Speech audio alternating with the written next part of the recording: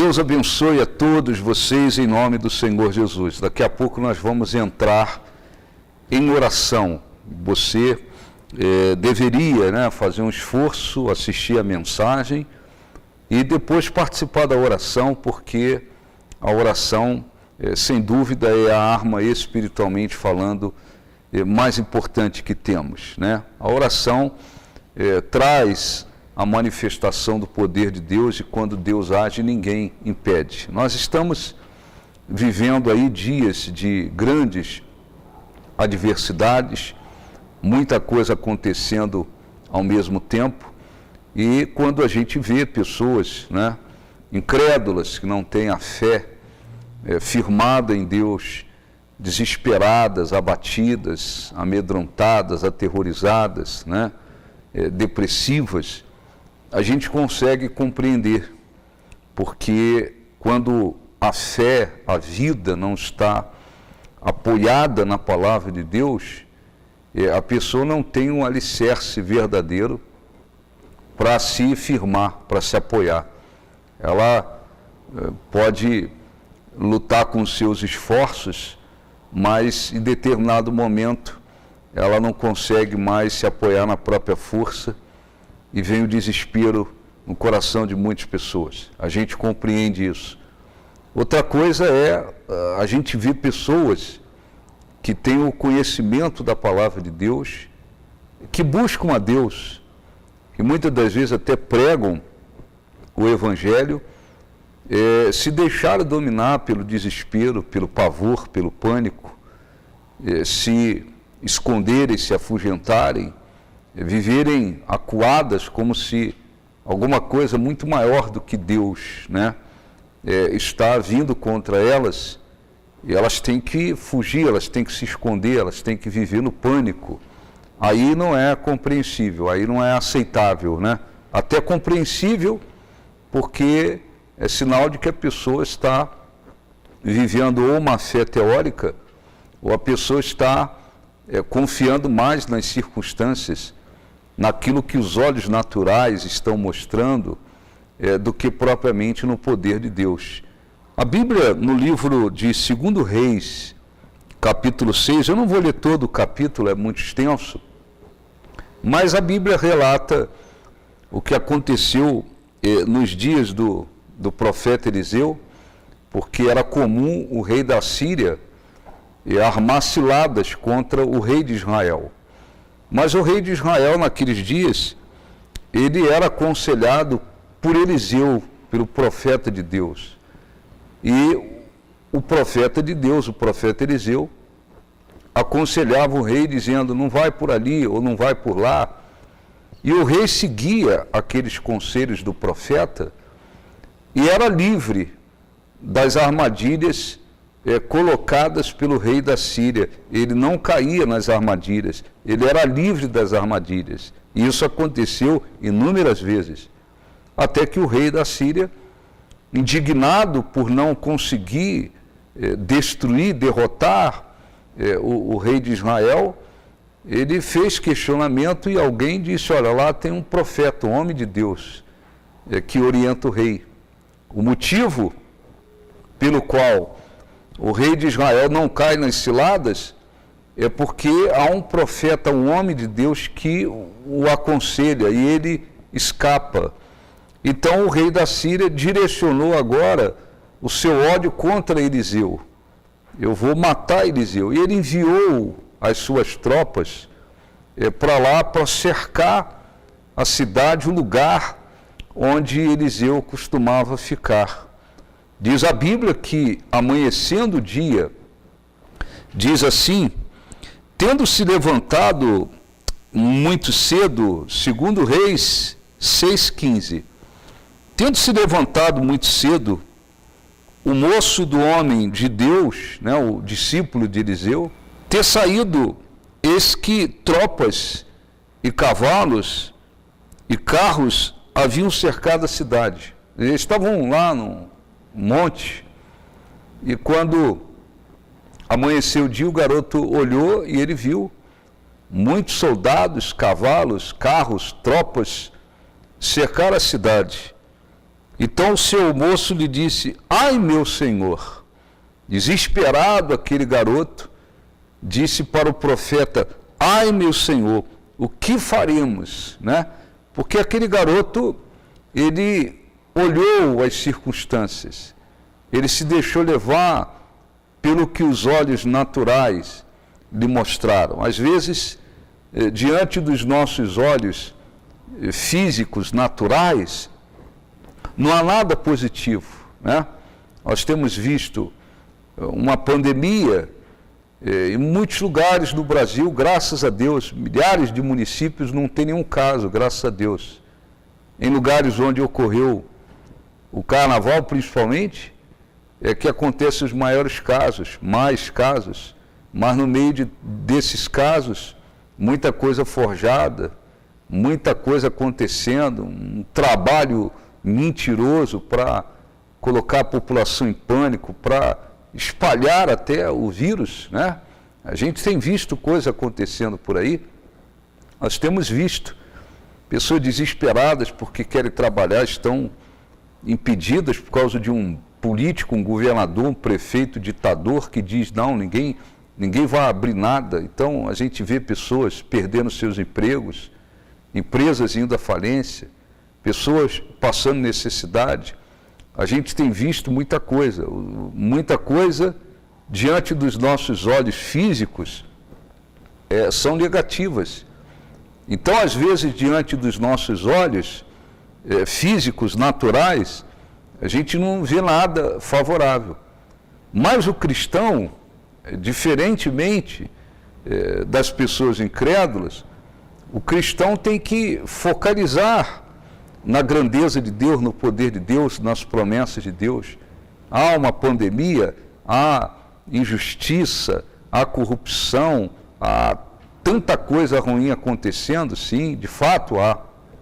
Mas nós temos que focalizar nas promessas de Deus, no que Deus pode fazer, na grandeza de Deus. Quer dizer, essa visão do que acontece no mundo físico natural, ela não pode nos escravizar, ela não pode nos dominar. Nós não somos fanáticos. Nós temos corpo, alma e espírito. O nosso corpo físico, os nossos olhos físicos, eles são extremamente importantes, ora, sem dúvida. Mas o que eu quero dizer é que o garoto se deixou levar pelo que os olhos naturais, físicos, estavam lhe mostrando. E o que ele estava vendo, humanamente falando, nós estamos destruídos, porque estamos aqui e existem lá muitos e muitos soldados e cavalos e carros olha, tem muita gente contra nós. E entrou no desespero. Eliseu viu a mesma coisa que ele, cavalos, carros, tropas, mas Eliseu estava firmado, sobretudo, no mundo espiritual, na certeza de que há um Deus e um exército celestial pronto para guardá-lo.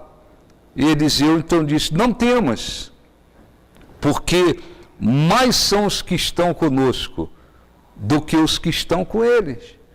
Ele estava como quem diz: olha, tem muitos soldados, carros, cavalos contra nós, mas há um exército celestial maior do que esse, mais numeroso do que os inimigos que estão conosco. Não temas.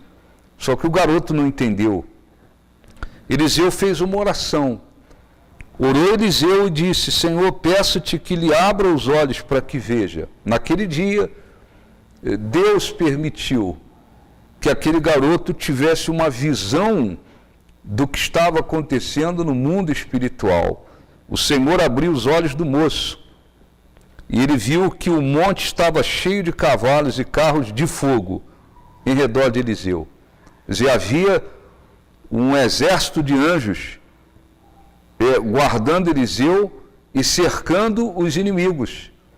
E diz a Bíblia, eu não vou ler tudo, que Eliseu aí fez uma outra oração. Pediu a Deus para ferir aqueles soldados, os inimigos, com cegueira. Eles perderam a visão. eles não conseguiam mais enxergar. Eliseu conduziu todos eles, todos os inimigos até o rei de Israel.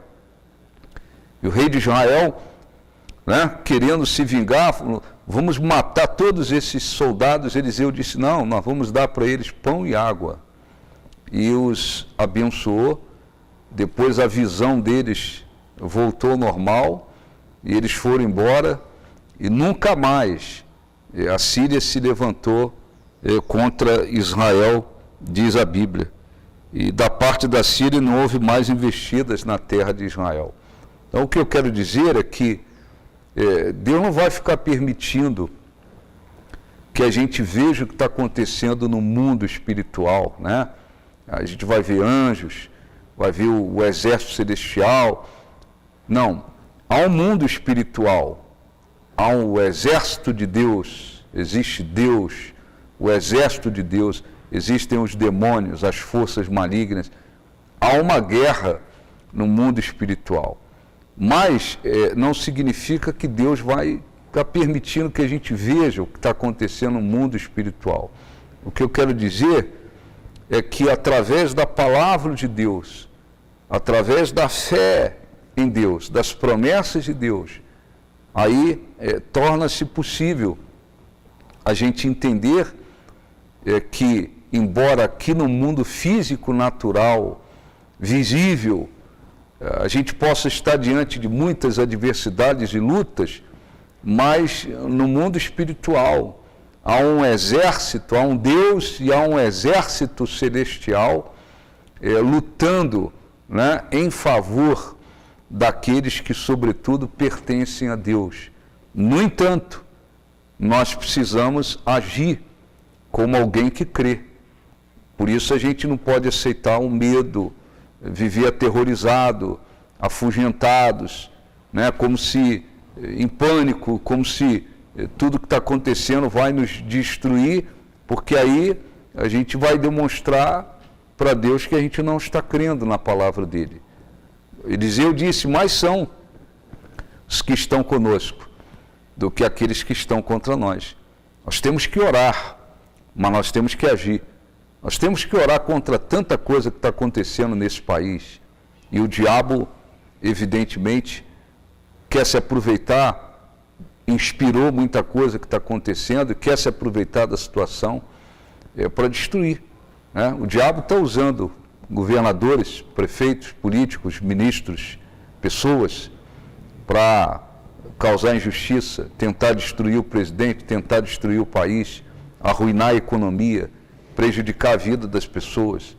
O diabo está usando pessoas, às vezes até alguns médicos, enquanto muitos lutam para salvar vidas, tem outros alterando por aí atestado de óbito.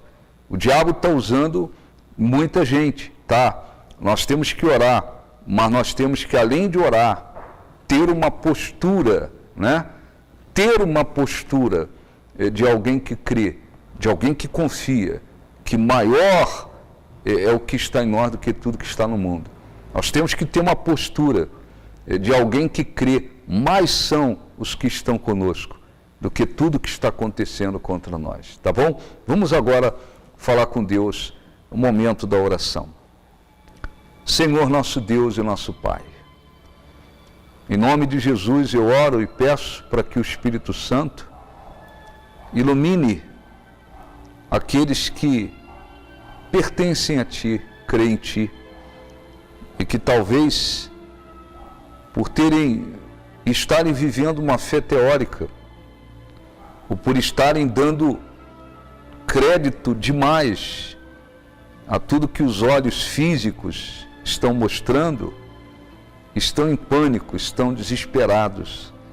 Assim como aquele garoto que, quando viu a cidade cercada por tropas, carros, cavalos, soldados, ele se desesperou e disse, ai meu Senhor, o que faremos? Como quem diz, nós estamos destruídos. Mas Eliseu, tendo consciência do que acontecia no mundo espiritual, se manteve seguro, firme, e disse, não temais, porque mais são os que estão conosco do que aqueles que estão contra nós. E o Senhor ilumine os cristãos que estão se deixando dominar por aquilo que os olhos físicos, os ouvidos físicos lhes têm mostrado. Que haja neles uma certeza de que mais são os que estão conosco do que aqueles que estão contra nós. Abençoe e visite as pessoas que se encontram enfermas, aquelas que estão com a saúde debilitada, há pessoas dentro da UTI, CTI, há pessoas em estado terminal por causa de uma doença, há pessoas que foram infectadas, estão em estado grave, há pessoas que estão paralisadas sobre um leito, impossibilitadas de se levantar, pessoas precisando de um milagre, precisando da restauração da saúde, precisando, Senhor, da cura. Eu peço que o Senhor abençoe. Eu sei que o Senhor é Deus e abençoe e dá sabedoria aos médicos, aos profissionais, para cuidar do ser humano. Mas às vezes eles se veem impossibilitados diante de situações impossíveis. Então torna possível aquilo que tem sido impossível. Visite, Senhor, as pessoas que estão dominadas por uma depressão, dentro de casa, onde quer que elas estejam. Quantas pessoas estão escravizadas por uma depressão, pensando em acabar com a própria vida, pensando em dar cabo da própria vida. Liberta essas pessoas. Repreenda esse espírito de suicídio. Faça, Senhor, prevalecer a luz do teu rosto, que as trevas, os desígnios, os objetivos do diabo, dos demônios sejam quebrados. Abate esses políticos, abate, Senhor, os homens, mulheres malignos que têm feito injustiça, que têm trabalhado para enganar, mentir, destruir esse país, essa população. Coloca as tuas mãos, faça prevalecer a luz do teu rosto, que os desígnios do diabo sejam quebrados. Abençoe essa nação, abençoe aqueles que estão desesperados porque estão desempregados, perderam seus empregos, seus negócios, suas empresas, aqueles que estão passando necessidade, que o Senhor envie o teu socorro, envie provisão e abençoe. Abençoe todos os pastores, obreiros, membros da Igreja do Novo Nascimento. Abençoe esta obra, esse ministério. Põe as mãos, abençoe aqueles que têm abençoado esta obra com os seus dízimos e ofertas. Abençoe, Senhor, e que haja provisão de uma maneira extraordinária. Está escrito que mesmo nos dias da fome se fartarão. Que assim aconteça e que o Senhor seja glorificado. Em nome de Jesus, graças a Deus. Graças a Deus. Bom, chegamos aos minutos finais da nossa participação. E Deus abençoe grandemente a sua vida. E lembre-se disso, não temas, porque mais são os que estão conosco do que os que estão com eles. Então, lembre-se disso e mantenha a sua fé. Que Deus abençoe, um grande abraço e até a próxima.